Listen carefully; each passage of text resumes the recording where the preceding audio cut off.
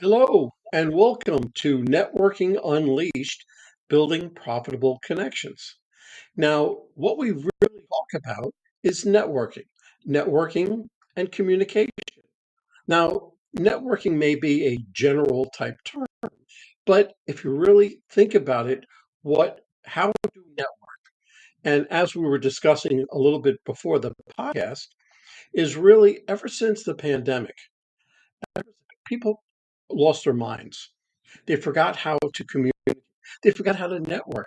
They think everything is by cell phone, everything is by Zoom, and you lose the personal touch. You don't get the vibe of the room. If you go to a networking event, yes, you're talking to one person, but you're getting a vibe from the rest.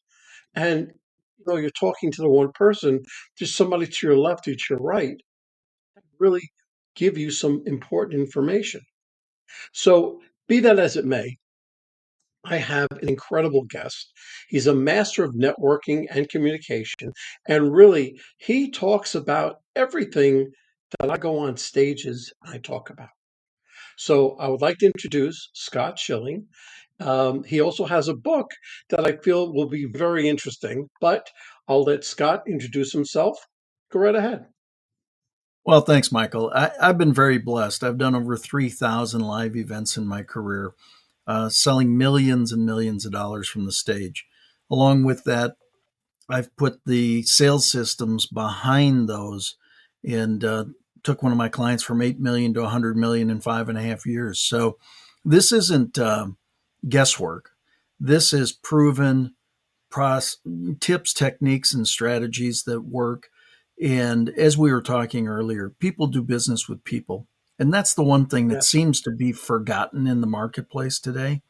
And quite frankly, needs to be resurfaced if people want to be successful. Yeah. Listen, you are 100% absolutely correct.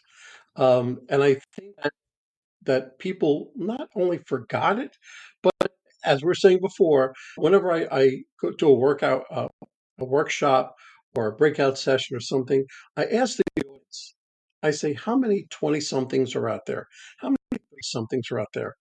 And they raise their hands and I say, look, what we're talking about now is completely Greek to you because you rely on the cell phone and Zoom calls and you're not missing out on that personal touch. So let me ask you, Scott, just give me an idea of what your journey was from beginning to now, and how did you get here? Well, I was, like many people, you graduate high school, you go off to college, and I was very blessed. I wanted to play football, and I was able to play Big Ten football at the University of Iowa. Go Hawks. But while I was going to school and playing football, I was doing that at a time where it didn't seem like I could come out with a Bachelor of Business Administration degree, but so were a whole bunch of other people. What was going to make me different? Well, personal face to face communication ability. So I actually became a licensed life insurance agent at age 18 while I was going to school and playing Big Ten football. Well, what that gave me is personal face to face communication ability, value added conceptual presentation skills. And what that means is I've never sold on price in my life. I always sell on value. So as a sales guy, I don't ever want to sell you anything, but I always want you to buy a lot from me. So it's my responsibility to create an environment where you want what I have. Well, the real differentiator became the ability to communicate and to speak with people. People do business with people. Well, no, I'm doing it online. No, ultimately, you're doing it with people.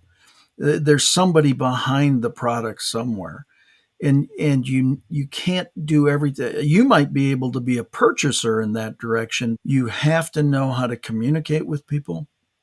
You have to know how to create relationships. You have to know how to start a conversation. In fact, I was at a networking event last week, and there were about 100 people there.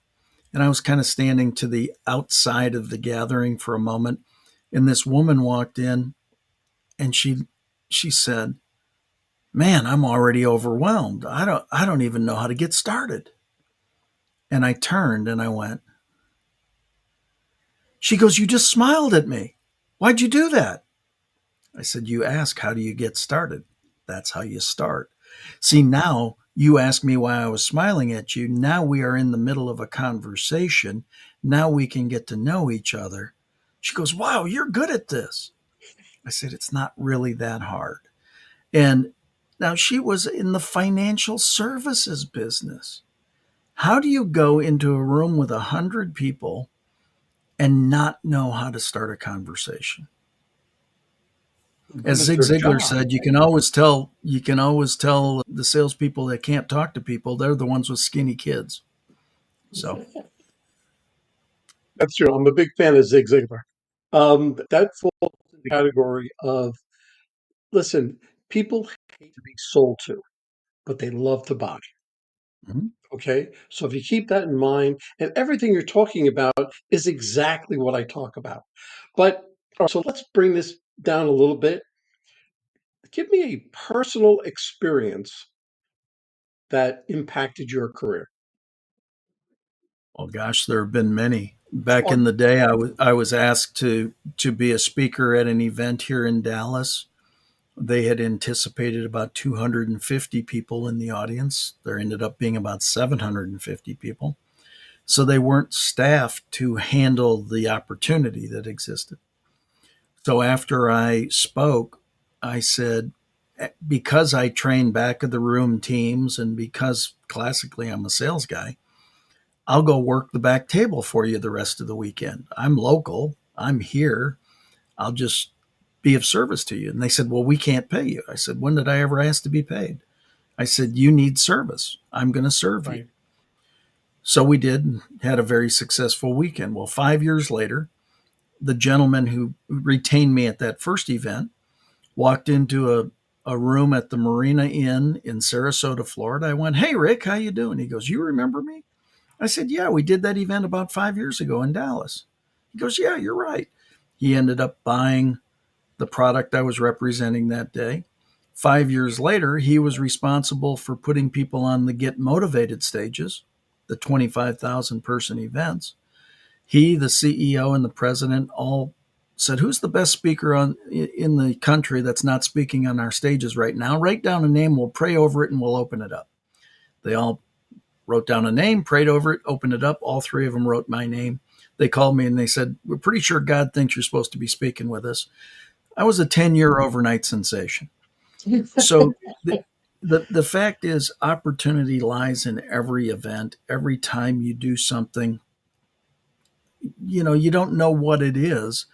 If you have high intention and low attachment, high intention of doing something great in every interaction, a low attachment as to what that might mean for either you or for the other party, the reality is good things happen. Again, I subscribe to the Zig Ziglar school. You can have everything in life you want when you help enough other people get what they want. That's true because whenever I go to a networking event or whenever anybody goes to a networking event, their first thought should be to give, not to receive. Mhm. And if you have that in mind, because one of the things I talk about is when you're at a networking table and somebody's interested in what you were saying, say something, "I like what you do.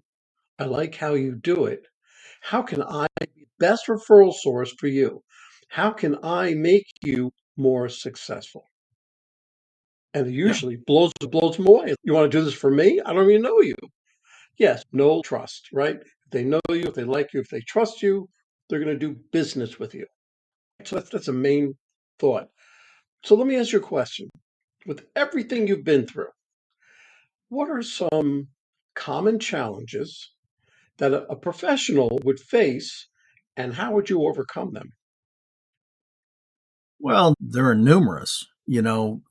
Starting a conversation is the first one. You've got to create a relationship with the person to explore whether what you're offering might be a consideration for them or not. So that's the first thing. The environment are the pandemic changed a lot of things, some for the better, many things less than better. but what it did is it stopped people talking to each other and it stopped face to face communication.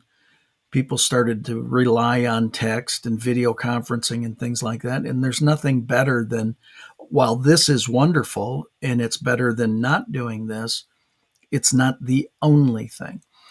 Somebody asked me, they said, Scott, you seem pretty unique. And I said, yeah, I'm kind of a unicorn. I'm this amalgamation of new school sales and marketing innovation with old school boots on the ground, face to face, belly to belly, talking to people and wanting to have long-term relationships. And I really believe that that's what it takes today. I don't think new school can do it alone. It can maybe in certain industries, but not for the most part. I don't know that old school can do it alone, but I think when you put it together, it's a great mashup of opportunity. It's a great thing. And really, for you and I, we've been around the horn a little bit. It's common sense. This is common sense marketing. But to somebody younger than we are, it may not be. You probably you have to show them what to do. And they may look at you like you have three heads. But listen, put the phone down, get off the Zoom, actually go to networking meetings. And I say, look, because when people ask me all the time, I don't know how to do that. I don't know how to get into the networking mode. I said, very simple. Go. Okay. There are 1,000 networking meetings. Go onto what is that, meetup.com, and you Oh, yeah. can find it. There's 1,000 of them. And just go. Because listen, first time you go, it's not going to be pretty. Okay. You're going to mess up. Okay. But the second time you go, you'll get a little better. The third time you go, a little better than that. Okay. And before you know it, you're a professional and you're going out and you're talking with everybody. But here's the trick, you're talking to people. You're not talking to your computer. You're not talking to your Right. cell phone. You've got it. Okay. So let me ask you a question. What is one essential tip that you would give somebody to improve their networking or sales skills? I I think it comes back down to, and it sounds a little bit like a broken record, but it's where it all starts, is start conversations, have conversations, be inquisitive, have childlike wonder, ask questions. It's not about, you know, I do 30-second elevator presentations. I don't pitch. Baseball players pitch. I present. I'm a professional. So, but I think that I'll give you an example. There was a meeting one day, and there were 7 people the first month they did it. There were 57 people the second month. Obviously, that means it was all new people the second time around. Well, everybody stood up during their elevator presentation. Most people do. They tried to sell the room. 52nd person to go that day. And I said, hi, I'm Scott Shilling. I'm a trainer, speaker, author, coach, consultant, dog walker. I do a lot of different stuff. But I haven't earned the right to ask you for anything.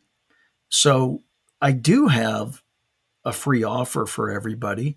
You can go to twgfreegift.com and download one of my books. And if you download one of my books and you read it and you go, hey, this guy seems okay, my contact information is in there. If there's something that resonates with you, reach out to me and we'll start a conversation there. Other than that, I want to give you a gift. I don't have anything to ask for. And I sat down. Well, after the meeting, like 50 people lined up to talk to me because I was the only one that didn't try to sell the room. I gave the room something. Absolutely. And so one of the other things you could do at networking meetings is say, let's say that you and I were in a networking meeting, say, hey, I'd love to, I'm a trainer, a speaker, an author, a coach, a consultant, all those kinds of things. That's really cool. But recently I was on Michael's podcast, and Michael is an amazing guy. If you guys don't get to know him, you're really making a mistake. And ultimately become a third party advocate for you or somebody in the room. See, if more people would go and try to support or say, hey, I just did this deal with Michael that was absolutely amazing. He took such great care of me. You really should get to know him. Well, if people come over and get to know you, what are you probably going to say about me? It was one of the best transactions I ever. So now I become your advocate, you become my advocate, and better things happen. See, when even you said, please introduce yourself. What I said was all factual. I've done over 3,000 live events. I've probably had 1 million people sitting in seats in front of me. I've been the front man to 8 infomercials. I've sold 25 million from the stage. That's all factual stuff. But if I say it, it could be taken as arrogant or egotistical or don't I think I'm something. No, I'm just spouting some facts. But if you say those exact same things, it holds a different kind of credence, right? You can sell you. Typically, I can sell you better. Why? Well, are you going to tell me you're not awesome? You're never going to tell me that. But if I say you're awesome and I say, Michael, why does everybody say you're so awesome? Then it's informational. It's taken totally differently. So become great at bragging on other people. Become great at saying, gosh, it's so good to see you. Hey, have you met Tom over here? Man, Tom, you got to meet Michael because he's just flipping awesome. Again, that's going to get you a whole lot further in networking than going, hey, Tom, I'm really awesome. You're right, right. But that's why I said that when you go to a networking event or a networking meeting, you're looking to give and you Yeah, praise other people because, as well as I do, what goes around will come around. Okay, so if you do that to enough people, then they're going to start doing it to you as well. Now, once they do that, once you want to give a referral, make sure it's a good referral, but you have to give them something extraordinary. And I too, like on my website, I have my book sale, but right next to it, I have a bridge version.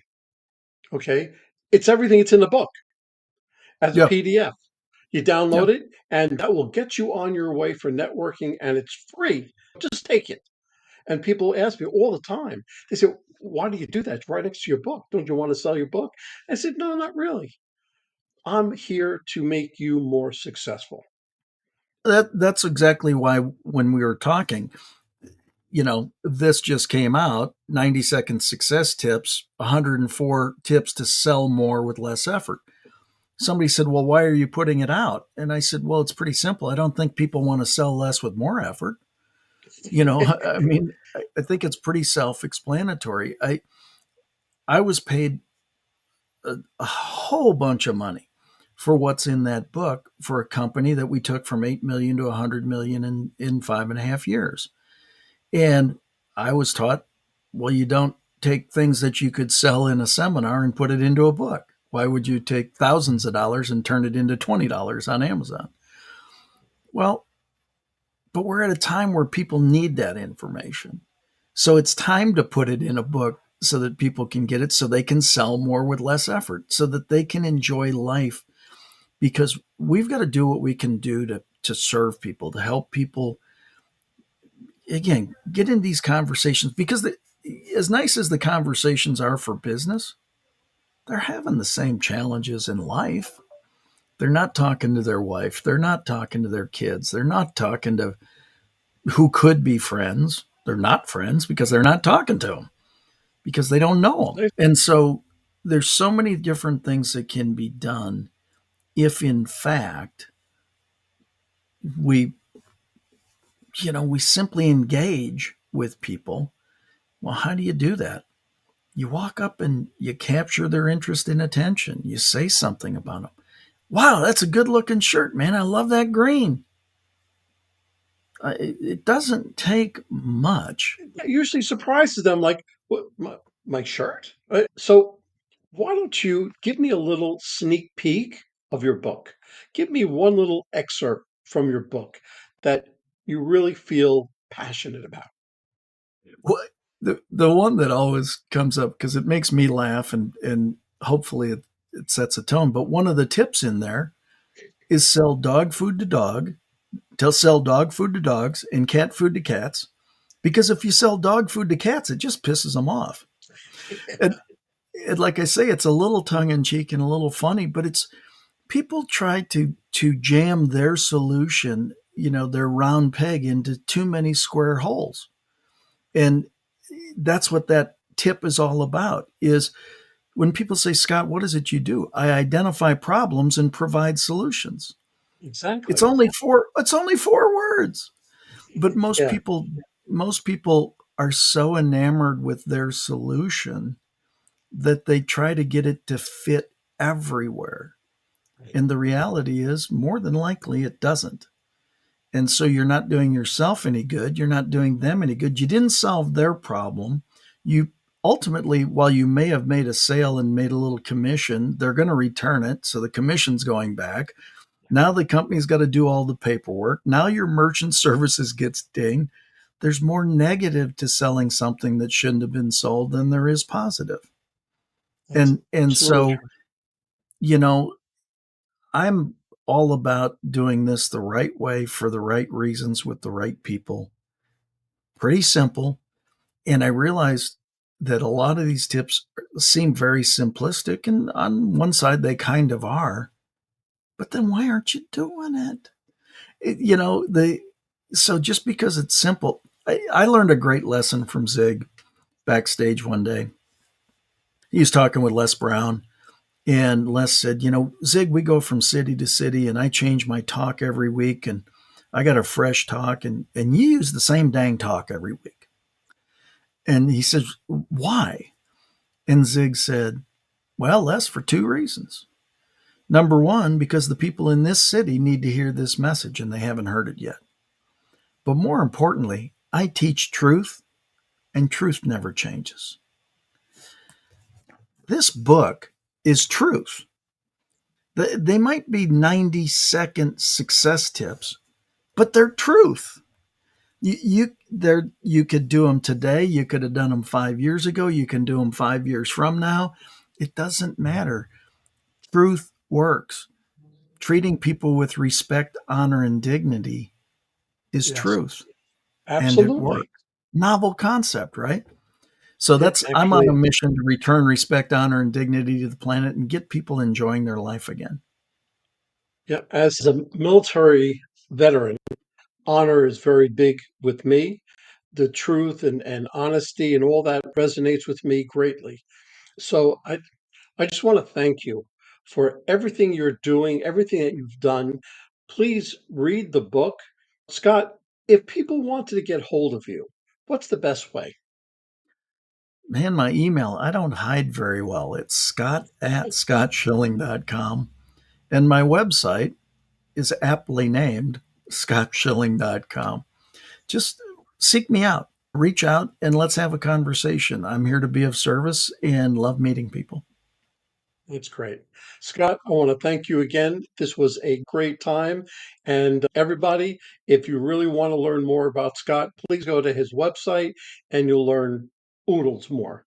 Okay? I'll see you Absolutely. I'm soon. committed to oodles. Okay. I'll see you soon. See you soon. Wait.